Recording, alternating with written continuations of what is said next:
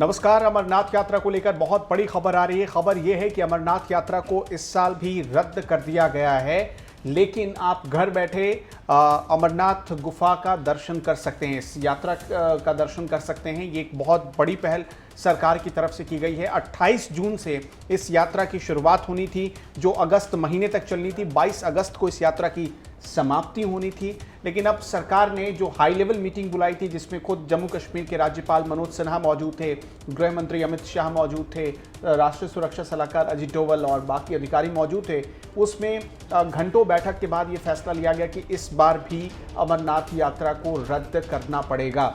सरकार ने इस यात्रा को रद्द करते हुए एक बयान भी जारी किया, जिसमें कहा है कि जान बचाना सरकार की सर्वोच्च प्राथमिकता है और इसी वजह से इतना बड़ा फैसला सरकार को लेना पड़ा। गौरतलब है कि 28 जून से इस यात्रा की शुरुआत होनी थी और 21 अगस्त ये वो तारीख थी जब छड़ी मुबारक को उस पवित्र गुफा में ले जाया जाया था। लेकिन इस बीच खबर ये आई कि कोरोना संक्रमण के चलते जिस तरह से पिछले साल यानी 2020 में इस यात्रा को रद्द करना पड़ा, उसी प्रकार इस साल भी यात्रा रद्द करनी पड़ेगी। सबसे बड़ी बात कि आप देखिए, कई लोग जब सरकार कोई फैसला लेती है तो सवाल उठाते हैं, उसको धर्म के चश्मे से देखते हैं, धार्मिक नज़रिए से देखा जाता है किसी फैसले को। लेकिन इस फैसले में सरकार ने बिल्कुल स्पष्ट कर दिया है कि लोगों की जान बचाना ही उसकी प्राथमिकता है और इसलिए उसने ऐसा फैसला लिया है।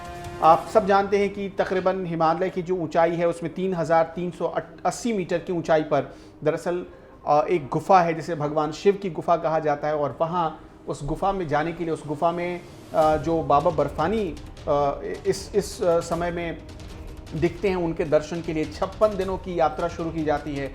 और इस बार ये यात्रा, जैसा कि मैंने आपको बताया, 28 जून को पहलगाम और बालटाल के रास्ते शुरू होनी थी। पहले फैसला लिया गया, रजिस्ट्रेशन भी बाकायदा शुरू कर दिया गया था इसके लिए।